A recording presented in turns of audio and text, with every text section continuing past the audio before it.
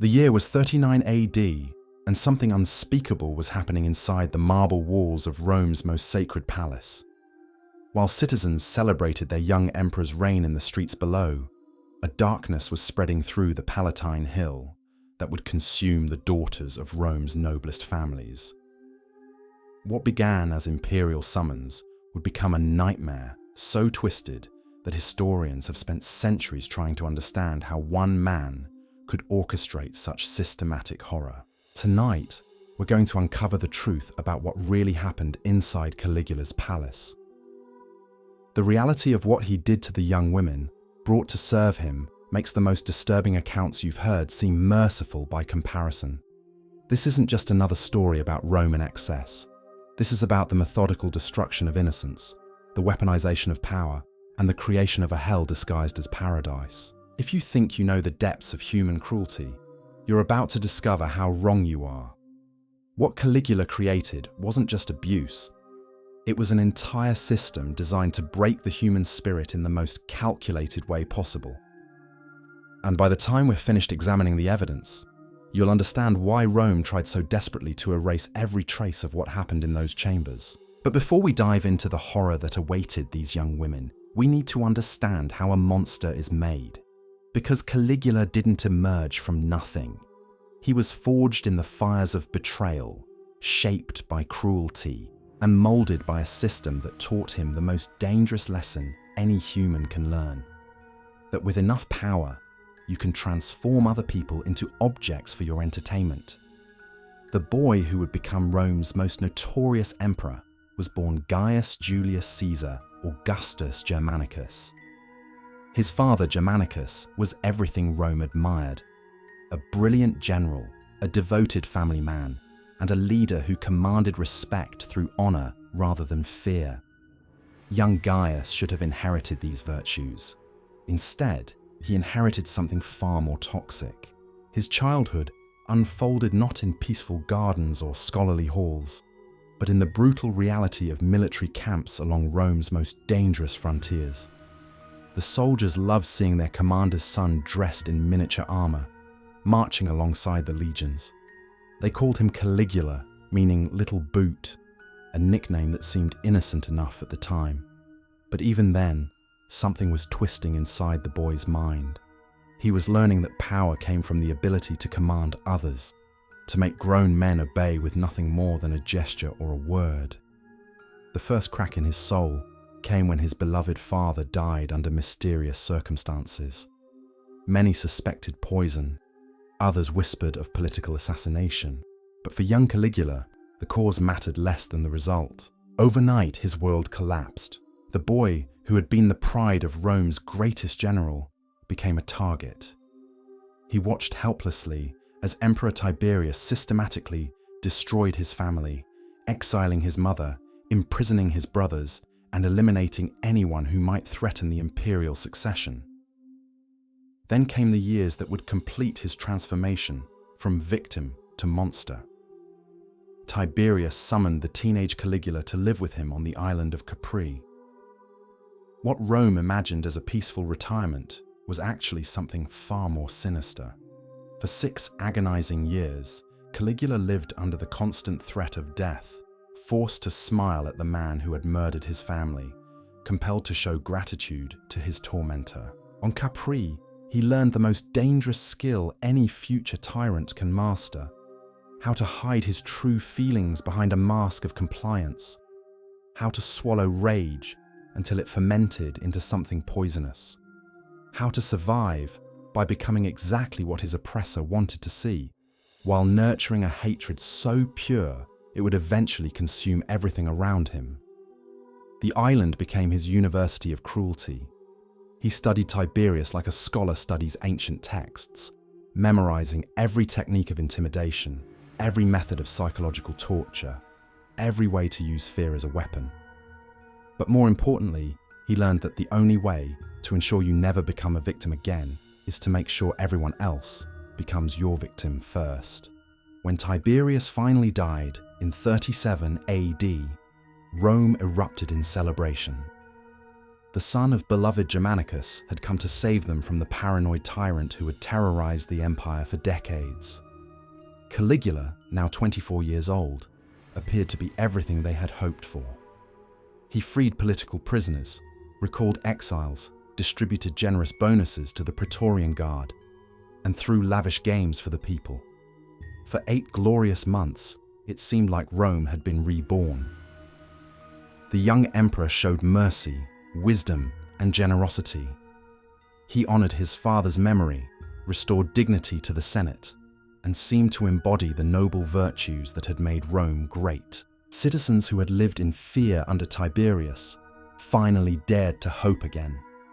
But salvation was only the mask he chose to wear, while something far more sinister took root beneath the surface. Near the end of his first year as emperor, a mysterious illness struck Caligula down. For days, he hovered between life and death while Rome held its breath. When he finally recovered, the citizens celebrated. They had no way of knowing that the man who rose from that sickbed was not the same person who had fallen into it. Something vital had died during those fever dreams. Whatever humanity had survived Capri, whatever conscience had endured Tiberius, whatever capacity for normal human emotion remained was gone. In its place emerged something that understood only power, only control, only the intoxicating pleasure of watching others suffer. The transformation wasn't immediate or obvious. Like a disease that spreads through the bloodstream, his madness seeped gradually into every aspect of his rule. The generous emperor became erratic. The merciful leader became unpredictable. The beloved savior began to show glimpses of something that made even hardened senators uncomfortable. But it was in his private chambers, away from the public ceremonies and Senate meetings, that the real monster began to reveal itself. Caligula had learned the most important lesson Capri could teach. That true power isn't about commanding armies or passing laws. True power is about owning people completely, about reducing human beings to objects that exist solely for your pleasure. And as he stood on his palace balcony, looking down at the city that worshipped him, a terrible idea began to crystallize in his diseased mind. The daughters of Rome's noblest families represented everything he had once been denied. They were protected, cherished, innocent. They lived lives free from the fear and degradation that had defined his own youth. That innocence became an insult to him. Their protection became a challenge. Their freedom became something he needed to destroy. Because in Caligula's twisted logic, if he had been forced to suffer, then everyone else deserved to suffer as well. And if he had been stripped of his dignity and humanity, then he had the right to strip others of theirs. The system he would create wasn't born from lust or simple cruelty. It was born from something far more dangerous. It was born from the calculated decision to transform human beings into instruments of his revenge against a world that had once made him powerless. The young women he would soon summon to his palace had no idea they were about to become the victims of a man who had spent years learning exactly how to break the human spirit. What awaited them would make the horrors of Capri seem like mercy. Because Caligula had discovered something that would become the foundation of his reign of terror. That the most exquisite cruelty isn't physical, it's psychological. It's the systematic destruction of hope, dignity, and identity. It's the transformation of victims into willing participants in their own degradation. The stage was set. The monster was fully formed. And across Rome, in the comfortable homes of senators and generals, daughters were about to receive summons that would destroy their lives in ways they couldn't possibly imagine. The first whispers began in the autumn of 39 AD, carried through Rome's most exclusive circles, like a plague that infected only the wealthy. Servants noticed unusual activity in the palace. Architects were commissioned to renovate an entire wing with strange specifications. Artisans delivered materials under cover of darkness. Gold leaf, precious silks, exotic perfumes, and chains wrought from the finest metals money could buy. What they were building would soon have a name that mocked the very gods themselves. Caligula called it the Garden of Venus, and the irony was as deliberate as it was cruel. Venus, goddess of love and beauty, protector of women, guardian of sacred unions. Her name would now forever be stained by what happened in rooms designed to pervert everything she represented. The selection process began with a deception so elegant that families actually competed for the honor of having their daughters chosen. Imperial messengers arrived at the homes of Rome's most prominent citizens, bearing scrolls sealed with purple wax. The language was formal, respectful, even reverent. The emperor required young women of noble birth to serve in sacred ceremonies honoring the gods. Their daughters would be elevated to positions of religious significance, blessed to serve at the very heart of Roman power. Parents who received these summons felt a mixture of pride and terror. Pride because their bloodline had been deemed worthy of imperial attention. Terror because in Rome, imperial attention could mean elevation or annihilation, and you never knew which until it was too late. But refusing wasn't an option. To deny the emperor's request was treason, punishable by death for the entire family. The girls selected were never random. Caligula's agents had spent months compiling detailed reports on potential candidates. They wanted virgins between the ages of 12 and 16, daughters of senators, generals, or wealthy merchants whose loyalty needed to be secured. But physical beauty wasn't enough. They needed girls with spirit, with intelligence, with strong wills. Because breaking someone who was already broken provided no satisfaction. Marcus Flavius received his summons on a cold morning in November. His daughter Claudia had just turned 14, a girl known throughout their social circle for her quick wit and fierce independence. She could debate philosophy with grown men, spoke 3 languages fluently, and had already rejected 2 marriage proposals because she found the suitors beneath her intellectual standards. When the imperial messenger departed, Marcus found himself facing an impossible choice: send his beloved daughter into the unknown or condemn his entire family to execution. His wife wept openly, begging him to find another way, but they both knew there was no other way. In Rome, the emperor's will was absolute, and absolute power recognized no appeals. The night before Claudia's departure, her mother helped her pack a small bag of personal belongings. They folded her favorite dress, the blue one that brought out her eyes. They packed the ivory comb her grandmother had given her, and the small leather journal where she recorded her thoughts and poems. Neither woman spoke about what might be waiting at the palace. Some truths were too terrible to voice aloud. Similar scenes played out across Rome as other families prepared to sacrifice their daughters on the altar of imperial madness. Each girl carried the same mixture of fear and naive hope. Fear of the unknown, but hope that perhaps the stories about their young emperor were exaggerated. Perhaps this really was a sacred honor. Perhaps they would return home with tales of glory rather than trauma. They were transported to the palace in covered litters, hidden from public view like precious cargo. The journey through Rome's streets became their last taste of the outside world for many of them. Through the silk curtains, they could hear the sounds of normal life continuing around them. Merchants hawking their wares, children playing in the squares, citizens going about their daily business completely unaware that something monstrous was unfolding just beyond their sight. The entrance to the Garden of Venus was designed to overwhelm the senses.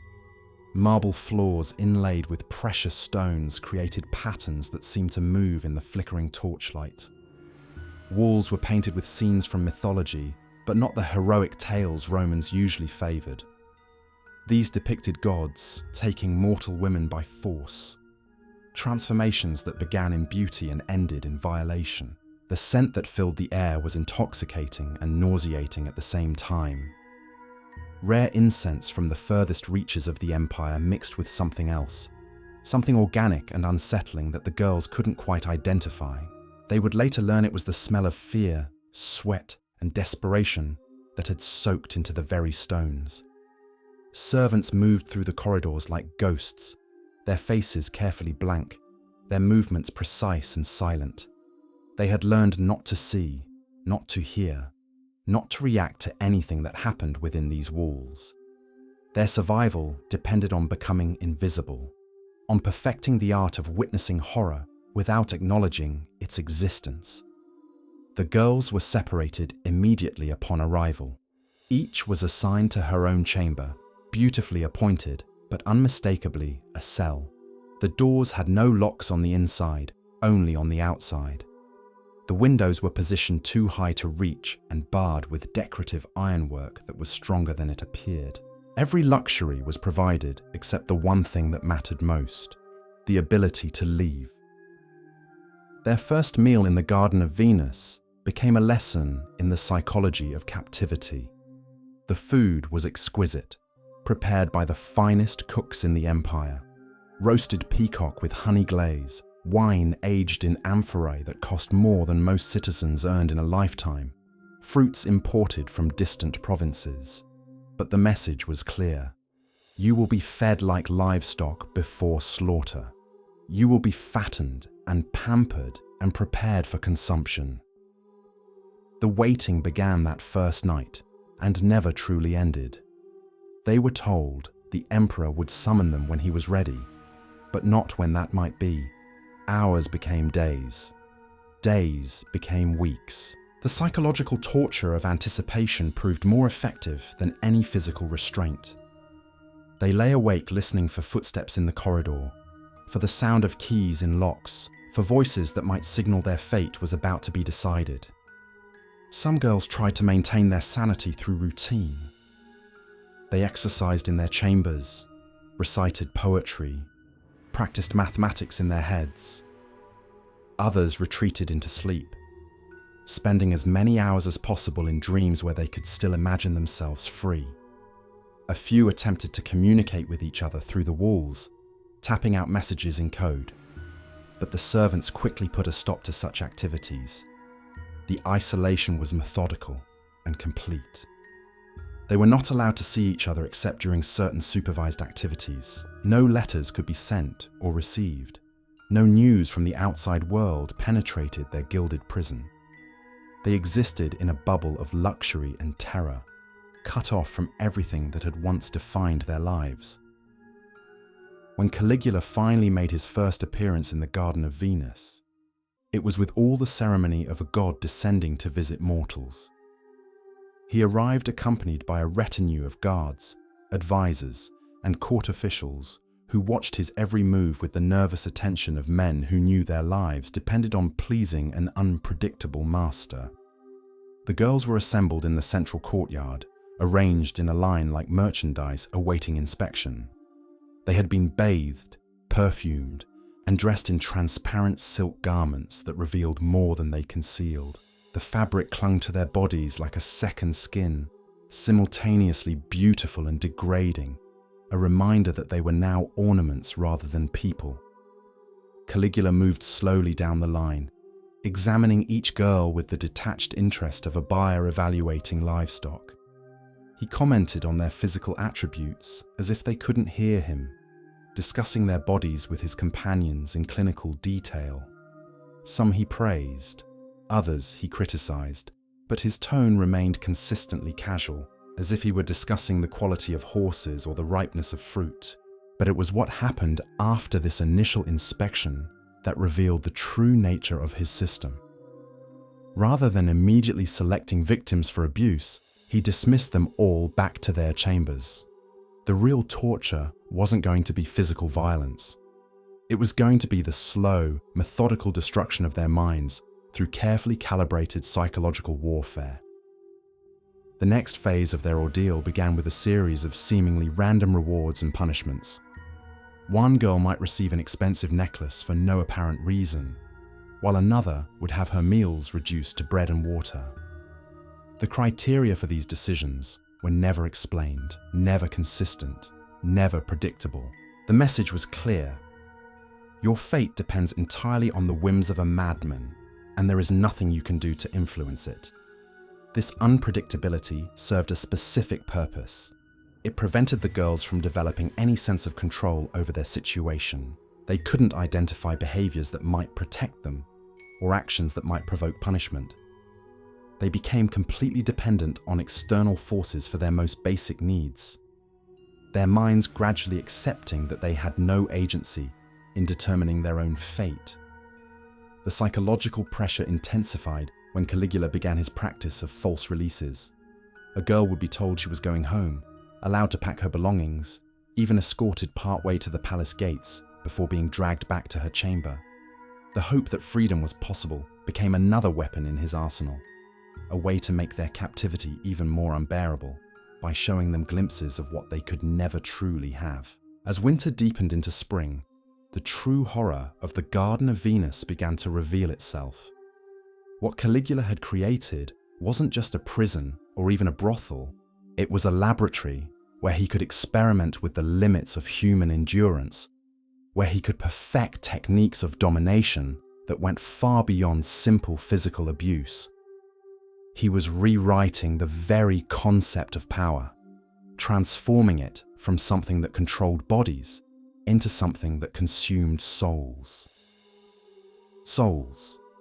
The spring of 40 AD marked the beginning of what the palace servants would later whisper about as the season of screams.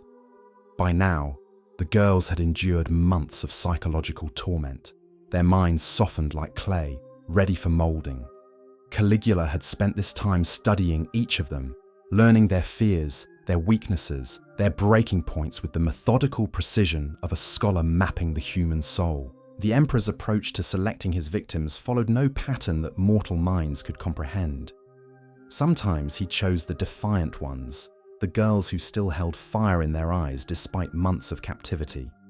Other times he preferred the broken ones, those who had already surrendered hope and would offer no resistance. The randomness was deliberate, ensuring that none of them could predict their fate or find comfort in understanding his methods. When the summons finally came for individual girls, it arrived not as a brutal command, but as an invitation wrapped in silk and gold. They were told they had been chosen for a private audience with their divine emperor, an honor that should fill them with gratitude. The language was carefully crafted to make refusal seem not just impossible, but ungrateful, transforming their victimization into a privilege they should cherish. The preparation rituals became part of the torture itself. Selected girls were bathed in milk and honey, their skin rubbed with oils that cost more than most Romans saw in a lifetime. Their hair was arranged in elaborate styles that took hours to complete, adorned with jewels that caught the light like trapped stars. They were painted with cosmetics that transformed their faces into masks of artificial beauty, their natural features buried beneath layers of enhancement that made them look like living statues rather than human beings. But the most insidious element of this preparation was the clothing they were forced to wear.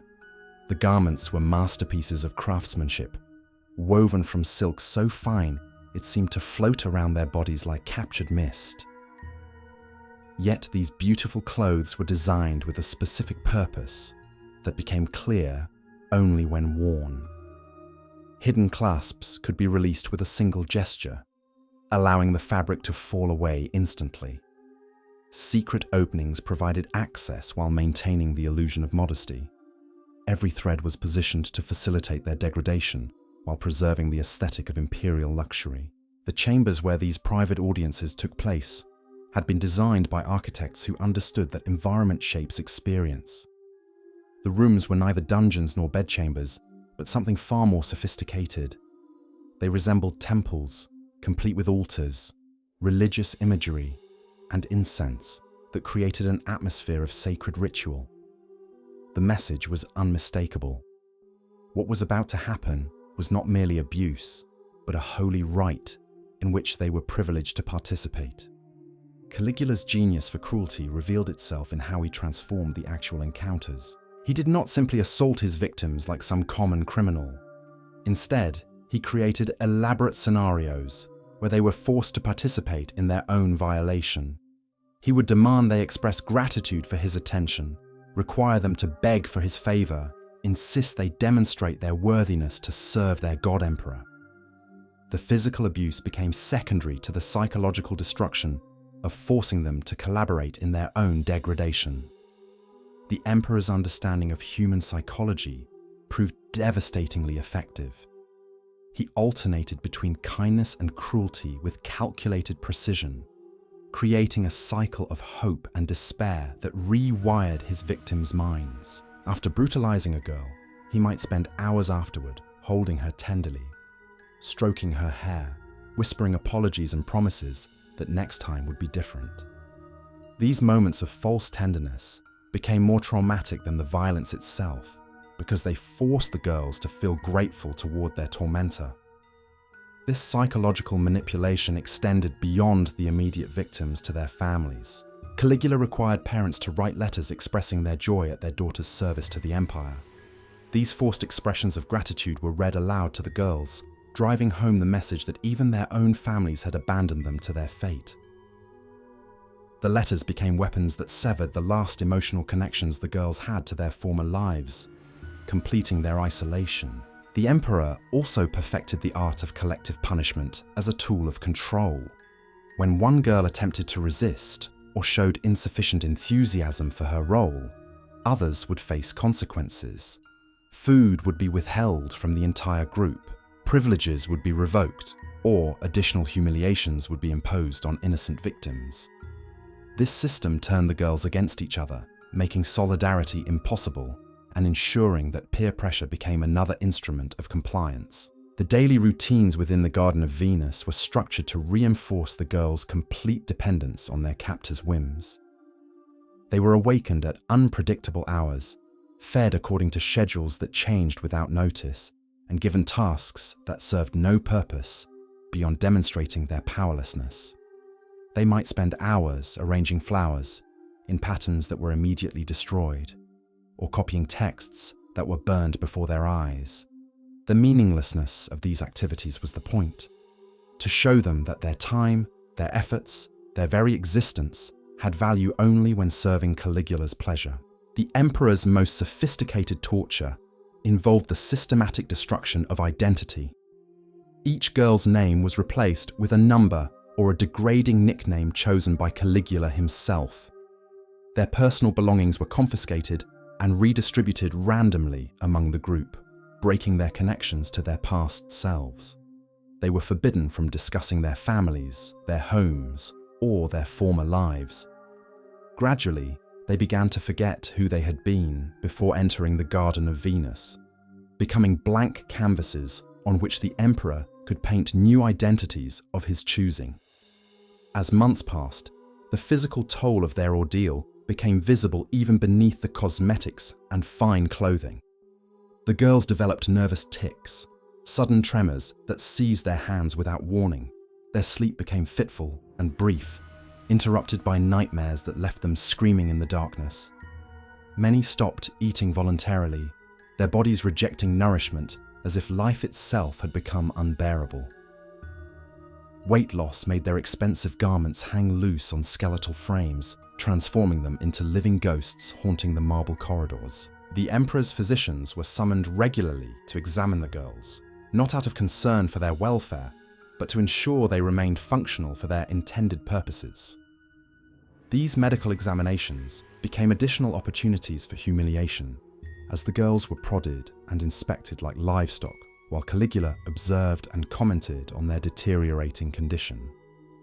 The doctor's clinical detachment made these sessions particularly devastating, reducing the girls to collections of symptoms rather than human beings deserving of compassion.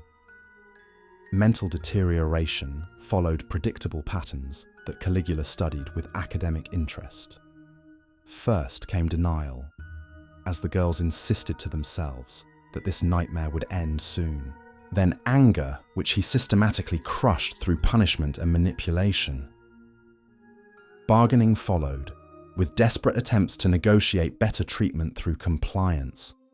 Depression settled in like fog, leaving them listless and unresponsive to external stimuli. The final stage, acceptance, was what Caligula ultimately sought.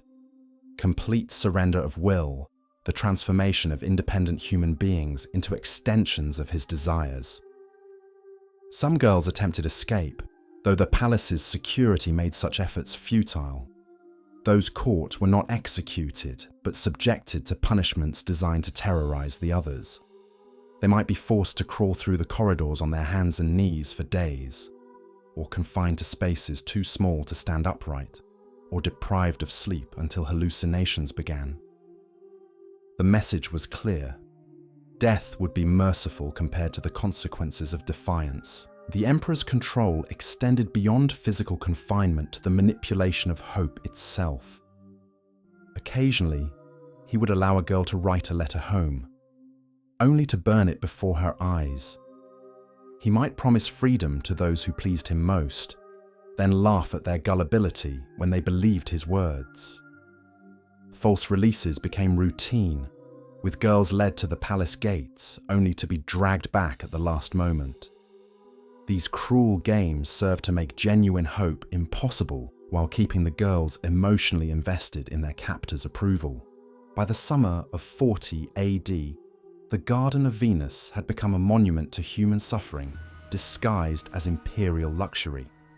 The young women within its walls had been transformed from Rome's most privileged daughters into hollow shells of their former selves. They moved through their daily routines like sleepwalkers, responding to commands with mechanical precision, while their minds retreated to places where pain could not follow. Yet even in this hell of marble and silk, the human spirit occasionally flickered with defiance. Some girls found ways to communicate through coded gestures, sharing tiny acts of kindness that kept fragments of their humanity alive. Others discovered that memories of their former lives could serve as internal sanctuaries where Caligula's reach could not extend. These small rebellions meant nothing in practical terms, but they represented the last vestiges of identity that refused to be completely erased. The emperor's appetite for new forms of cruelty seemed limitless. He began hosting elaborate dinner parties where the girls were displayed like living sculptures, positioned throughout the dining hall for guests to admire while discussing politics and philosophy. The contrast between the elevated conversation and the degraded human ornaments created an atmosphere of surreal horror that left even hardened senators uncomfortable. But none dared voice objections to their divine emperor's entertainment. As autumn approached, whispers began circulating through Rome's elite circles that something was terribly wrong within the palace walls. Servants who had glimpsed the Garden of Venus spoke in hushed tones of girls who no longer seemed entirely human. Physicians reported treating symptoms they had never encountered before, psychological wounds that defied conventional understanding. The emperor's own behavior grew increasingly erratic, as if the darkness he had created was beginning to consume him as well. The system Caligula had constructed was approaching its breaking point, sustained only by the absolute power that protected it from external interference.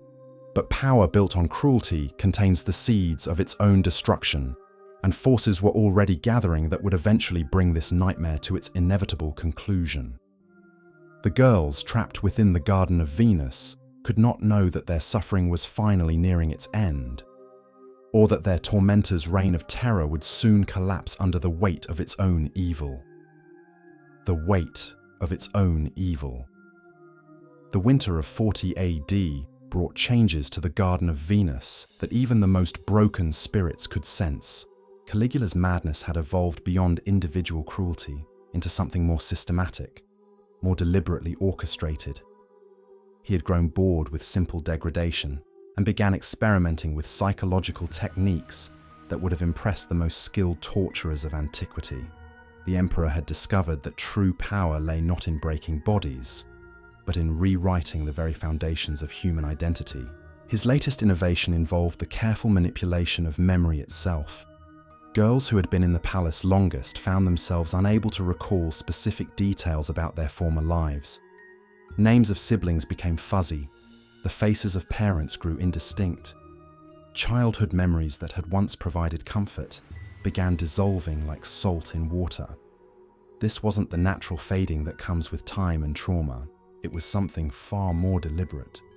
The emperor had begun administering subtle doses of exotic substances in their food and drink. Powders imported from the furthest reaches of the empire, plant extracts known to desert tribes for their ability to cloud the mind. These weren't intended to kill or even incapacitate, but to create a fog of confusion that made coherent thought increasingly difficult.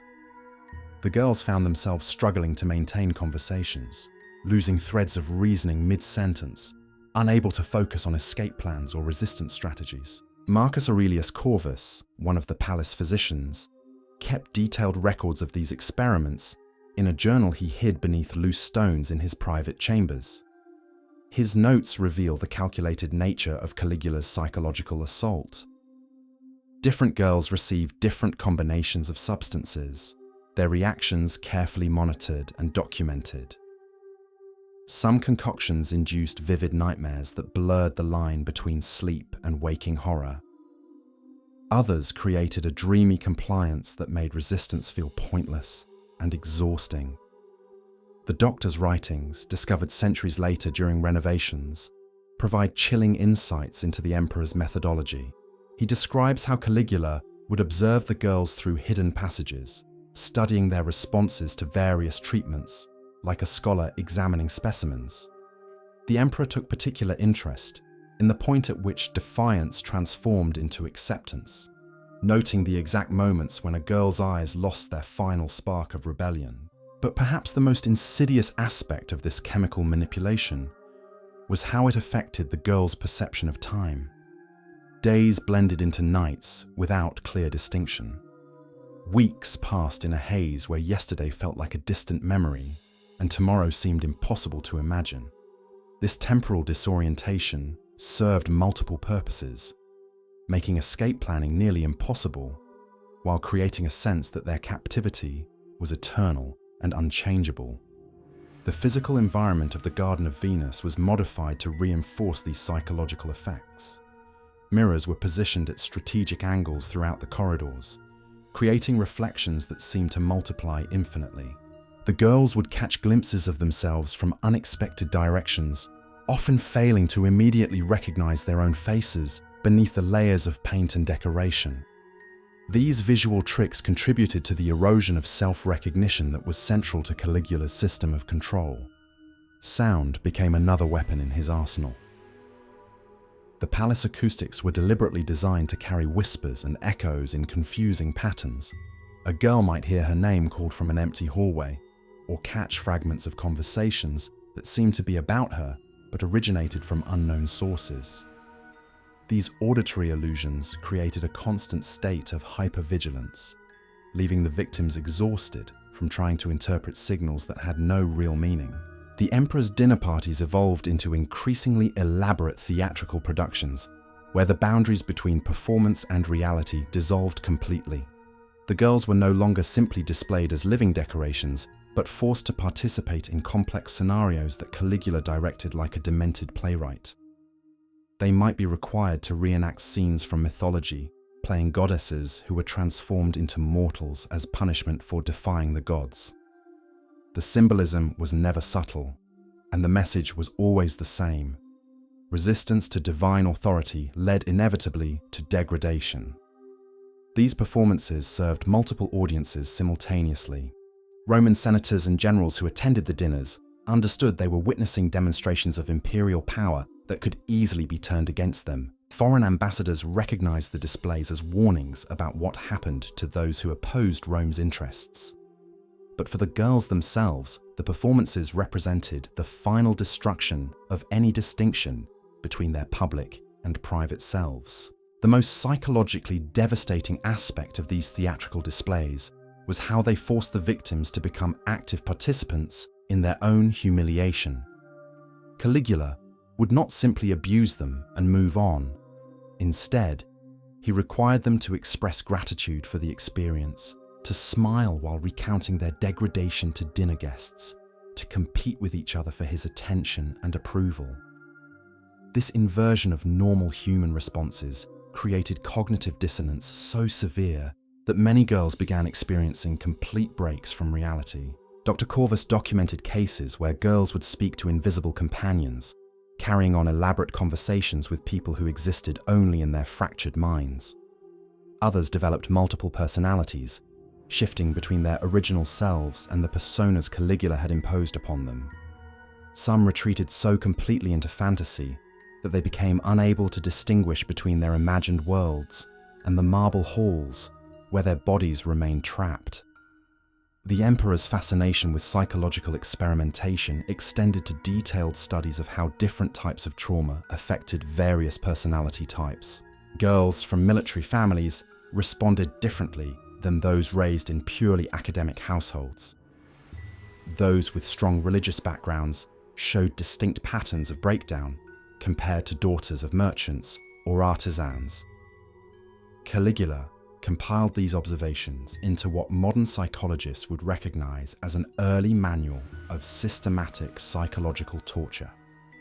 His methods for breaking family bonds became increasingly sophisticated as well. Rather than simply preventing communication with relatives, he began orchestrating elaborate deceptions.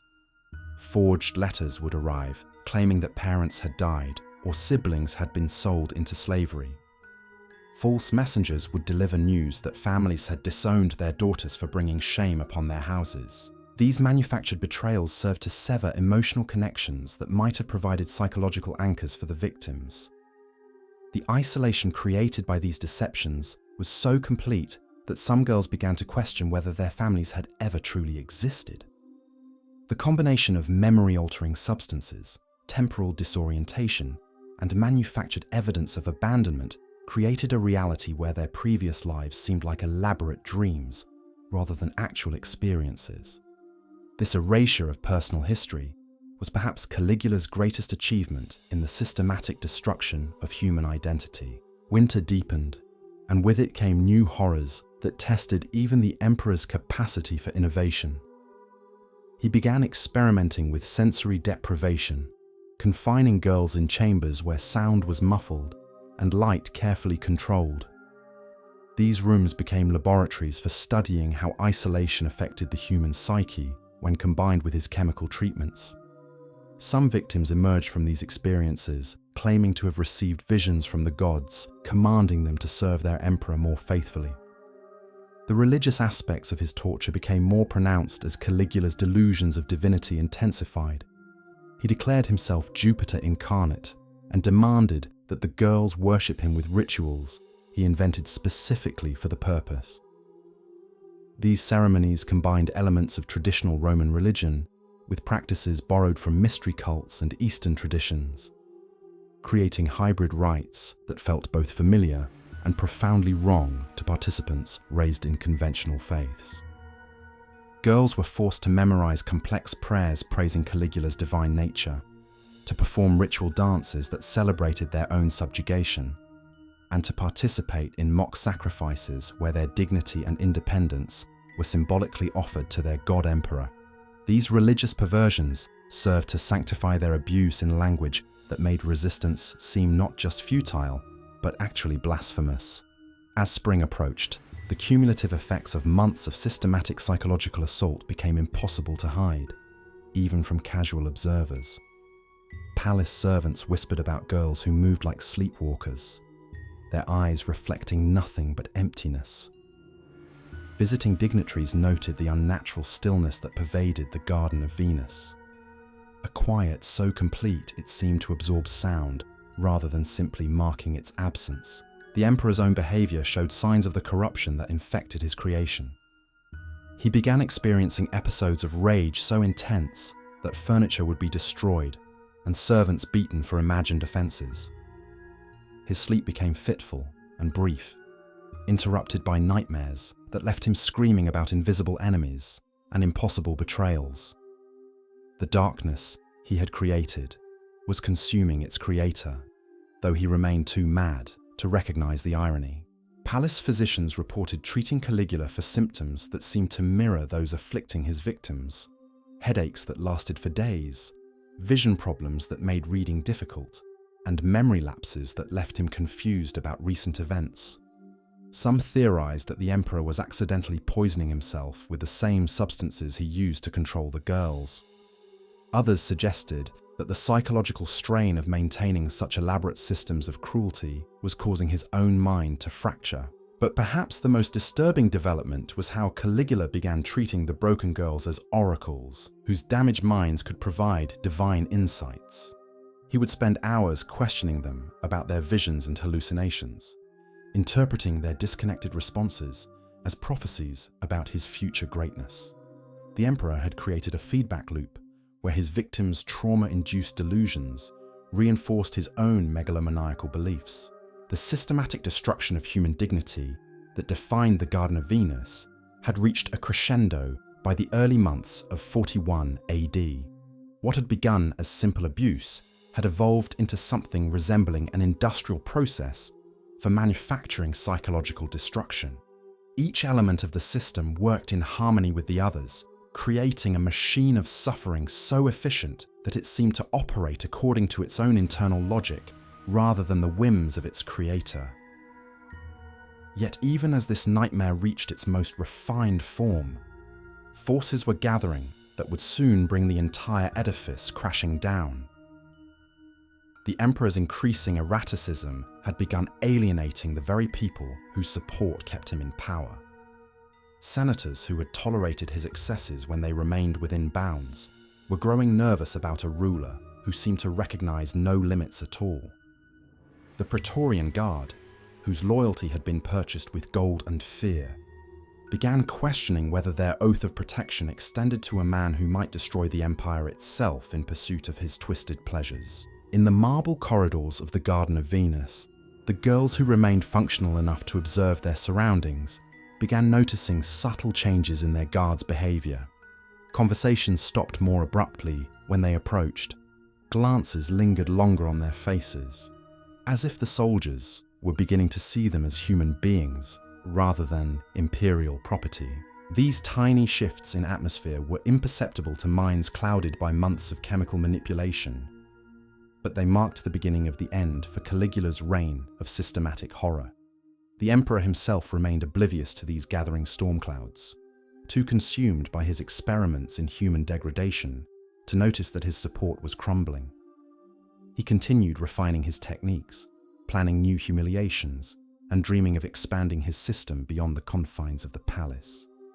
In his deluded mind, the Garden of Venus was merely the prototype for a transformation that would eventually encompass the entire empire, turning every citizen into either a victim or an accomplice in his grand design for absolute control over human souls. But empires built on cruelty carry within them the instruments of their own destruction, and Caligula's particular form of madness had created more enemies than even his paranoid imagination could track.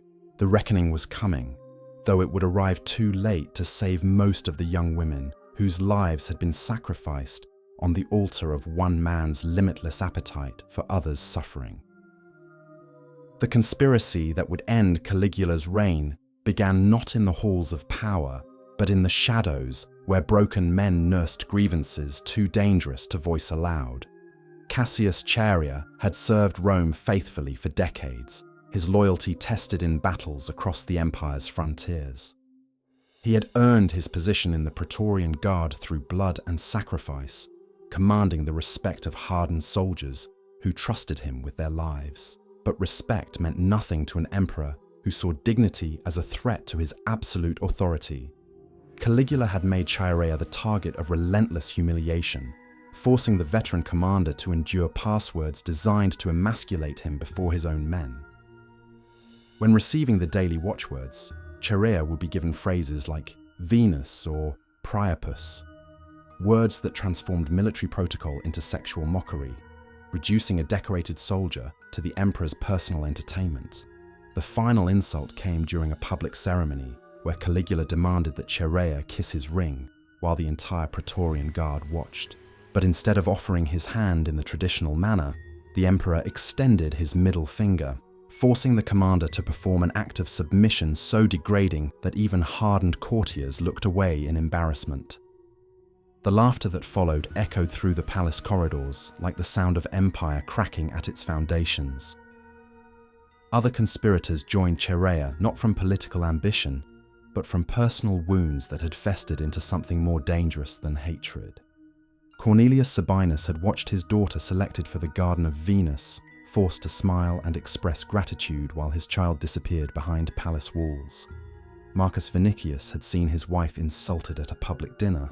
Her honor made sport for the emperor's amusement, while he sat paralyzed by the knowledge that any response would mean death. These men understood what the senators in their comfortable villas could not grasp. Caligula's madness had moved beyond individual cruelty into something that threatened the very concept of Roman civilization. When a ruler recognized no boundaries, respected no traditions, acknowledged no limits on his power to degrade and destroy, then the state itself became a weapon pointed at its own citizens' hearts. On January 24th, 41 AD, steel finally found its mark in the palace corridors, ending 4 years of systematic horror that had consumed Rome's daughters and nearly destroyed the empire itself. But the conspiracy's success came too late for the young women whose lives had been sacrificed to one man's infinite capacity for cruelty. The Garden of Venus stands as history's darkest reminder that absolute power doesn't just corrupt, it transforms human beings into instruments of unimaginable suffering, proving that the greatest monsters are not born, but carefully crafted through the deliberate abandonment of every moral boundary that separates civilization from chaos.